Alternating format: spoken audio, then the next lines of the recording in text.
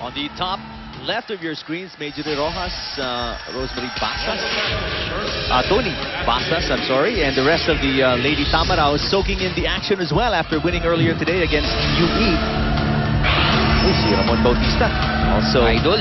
yeah, I believe he always watches the Ateneo games. FEU will be seeing action against Ateneo on Wednesday. One of the reasons why they're here, obviously, aside from a little R&R after that win kanina. And FEU knows how important that game will be. No, remember they're still in the hunt for the Final Four, and they want to steal. I use the word steal kasi may mga games na maaaring sa tingin ng marami hindi nila mapapanalo, but you know, those wins are the ones that would matter at the home stretch. So they're scouting. They're looking at Ateneo right now, how they're moving without Phil Kainglet.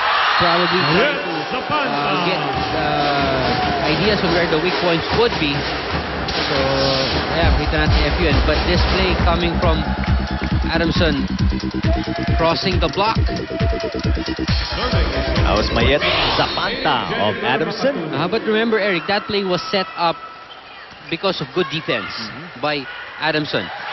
Sabi ko nga, basta maganda depensa ng Adamson, the offense just follows. This one is outside. Ella De Jesus. Well, Ateneo, Ian, no? Not playing like a wounded eagle. Oh, yeah.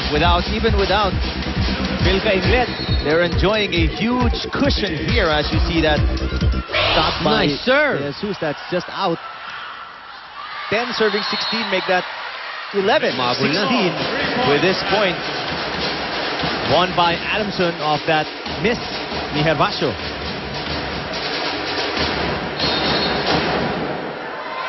When you've got a defense like the way Adamson plays defense, there's always a chance for you to get back into the game.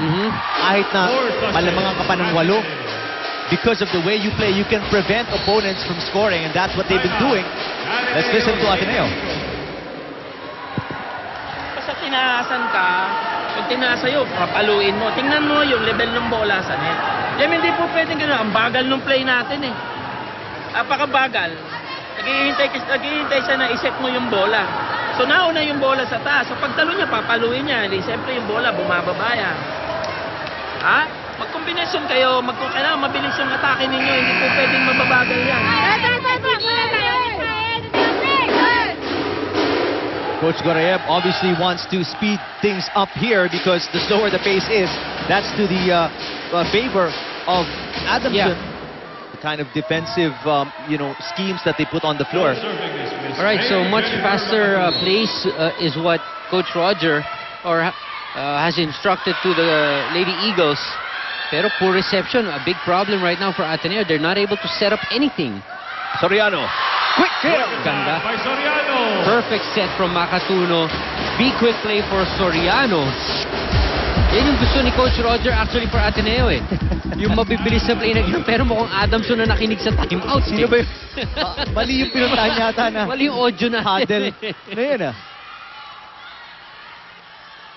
Hervasio. Again, red. Ooh, nagkaagawan lang. Well, the Listana sisters went for that ball. Well, they look like sisters, right? Parang magkamukha eh. Magkamukha nga. Cortel and Listana. And, well, you like that. You know, the players, Yovanov are very aggressive. Kung nagkamali man, at least it was in the process of both players going for the ball, instead of pinabayaan nyo lang. Well, still, service errors plaguing Ateneo right now, and that's allowed Adamson to keep in step with the Lady Eagles. They're just down by 3, 14 serving 17, set 1. Nice serve. Valdez. Grabe. Even with the tall Guevara in front. Perfect form for Alisa. You can see her swing. It's fully extended. Her right arm is fully extended. Her lower body is giving support to that movement. Perfect.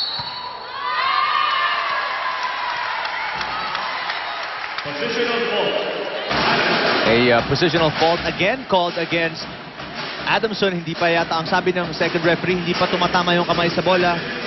And gumalaw na yung mga players. Second referee, Lumer Pajarillo. Who's the team captain? For Adamson, tinatanong ng referees natin.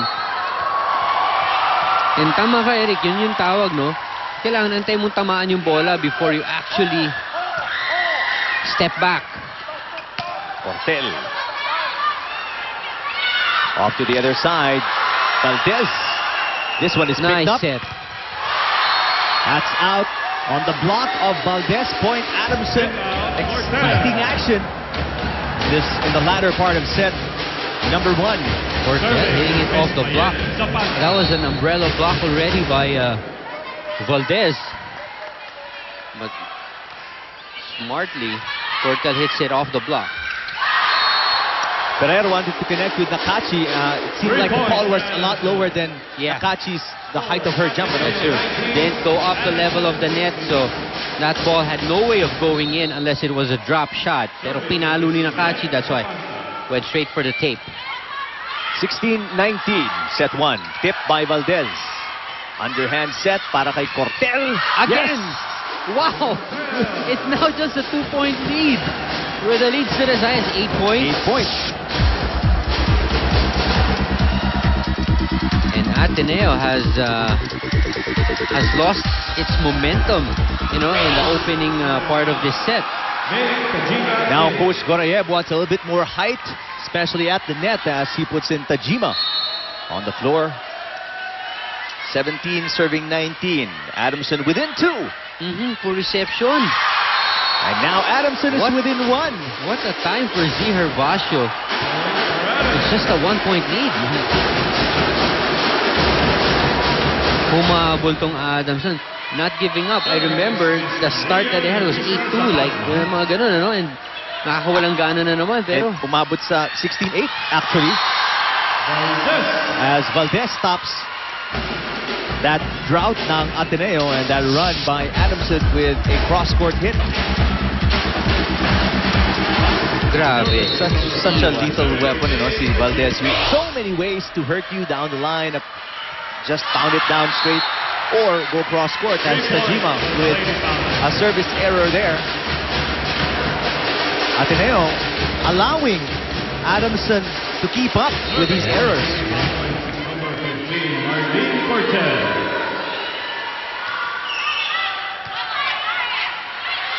Gretchen Ho. Ooh! Off the mark.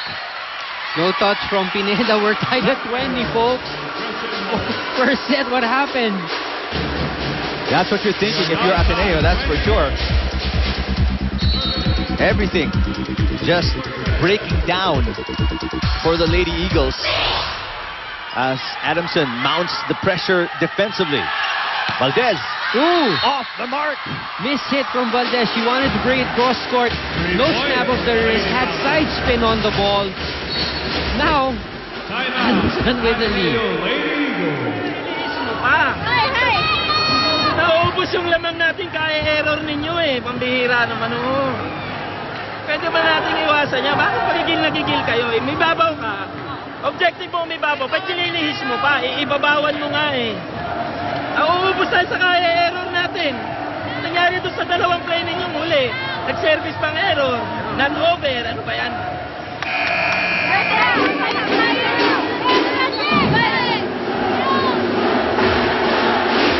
No special play, no special instruction drawn up by Coach Roger Gorayev. Just questioning the last few sequences Actually, by the Lady Eagles. Ano? Hindi lang naubos yung lamang. Nalamangan na sila ngayon. Exactly. And tama yung observation ni Coach Roger with Alyssa Valdez. Hindi mo na kailangan ilis ng todo na ibabawan mo na eh. Kaya mong ibabawan. Bakit mo pa iiwan? And yun nga yung sinasabi ko niya. Instead of the top spin, side spin yung naiano niya sa bola. Kaya it went outside. Another poor reception off a timeout. Ateneo in a sudden collapse in set number 1. Alam mo yung parang biglang na-hypnotize silang lahat na ano ginagawa natin? Nasaan tayo? May laro. May laro. Sino to mga to? Parang ganun, biglang nawala sila sa focus. Blowing an 8-point lead. Now they're down by 2. But finally, Valdez rights the ship and scores a point down the line. And yun yung sinasabi ni Coach Gorayev. Don't put too much fancy things, too many fancy things on your shot. Just do what works Yeah. well. But still, Ateneo down by 1. Good reception by Zapanta. Pineda. The dump by Guevara. Another 2-point lead by Adamson. Pineda starting it off with a good cross-court hit. The dig was there, but it went over, and Guevara, to her credit, was ready for that gimme. Ayun, oh, walang sumabay. Big hole in the middle. Now Soriano is back in the lineup Bad at the news. net. Oh, Bad bad news news para sa Ateneo as she replaces Guevara. Ooh! Oh, Pisa with an ace. Against Lazaro, the libero. The libero pa. Puts Adamson at set point 24-21 after trailing by as much as 8. If you were watching the first 5 minutes of this set, and Yeah. when You'd think to do it's a something different else, and you look at the scoreboard, you wouldn't believe your eyes. And you wouldn't think it's the same game. Baka magkaibang set yun. Pineda. Just a push by Valdez. No attacks for Ateneo so far. Good block by the Lady Eagles. Here comes Pineda. Ferrer puts Ateneo on the attack. De Jesus. Oh, a free ball for Ateneo. A quick and scores for the Lady Eagles. That's the play that Coach Roger wants. More quick plays in the middle. Nice set from Jem. Timeout, Coach Meneses. Let's listen in. SB. Si Bandon. O sige, 4 ka na. Pinga mo lang na 8. May diba? Suka, huwag mo na pitan. O, diretso mo na. Pero dito ko magaling. Kasi siya ba? Pag walang receive, open ka na. Mati na siya. Open.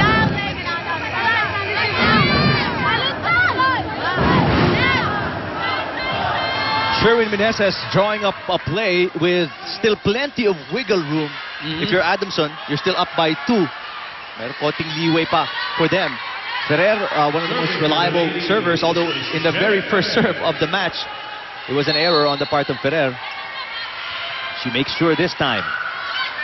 Easy pickup for Adamson. Pineda off the block. That is out. And Adamson, a come from behind win in set number 1 in a very unbelievable fashion. Unbelievable. The way they started it, the way it developed, they deserve this first set. From being down by as much as 8, Adamson comes back and wins by 3 in set number 1, 25-22 against Ateneo.